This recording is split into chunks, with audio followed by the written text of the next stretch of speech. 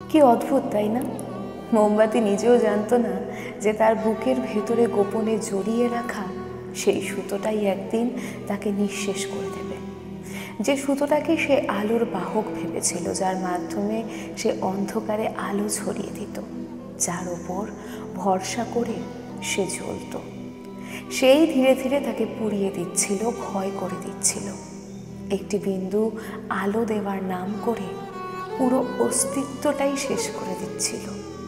মোমবাতির মতো আমরাও অনেক সময় বুকের গভীরে ধরে রাখি কিছু অনুভূতি, কিছু সম্পর্ক, কিছু মানুষ। ভাবি তারা আমাদের আলো এনে দেবে, ভাবি তাদের জন্য জ্বললে চারপাশ উজ্জ্বল হবে, কিন্তু বুঝতে পারি না সেই সুতোই হয়তো একদিন আমাদের নিঃশেষ করে ফেলবে। আসলে সম্পর্কের কিছু সুতো থাকে যেগুলো কেবল আলো দেয় না, তাপও দেয়, জ্বালাও দেয়।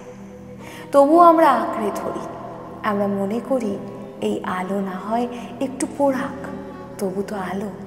কিন্তু একসময় বুঝি আলো যতই দিক, নিজের ভেতরটা নিঃশেষ হয়ে গেলে কে থাকবে পুড়ে যাওয়া ছায়ের পাশে? জীবনে কিছু কিছু সুতোর প্রতি মায়া থাকা স্বাভাবিক, কিন্তু সেই মায়াই যদি নিজের অস্তিত্বকে প্রশ্নবিদ্ধ করে তোলে, তবে দরকার হয় সেই সুতোর বাঁধন থেকে মুক্তি। তখন মোমবাতির মতো নিঃশেষ হই না আর। আলোর খোঁজে নিজেকে হারিয়ে ফেলাটা সত্যিই খুব দুঃখজনক। আলো হও, কিন্তু নিঃশেষ হও না। আলো দাও, কিন্তু নিজের ভেতরের অন্ধকারকে বাঁচিয়ে রেখে। ভালোবাসো, কিন্তু নিজের হৃদয়টাকেও ভালোবাসা দিও। অথবা সব আলোর পেছনে দৌড়তে নেই, কিছু আলো কেবল পুড়িয়েই দেয়।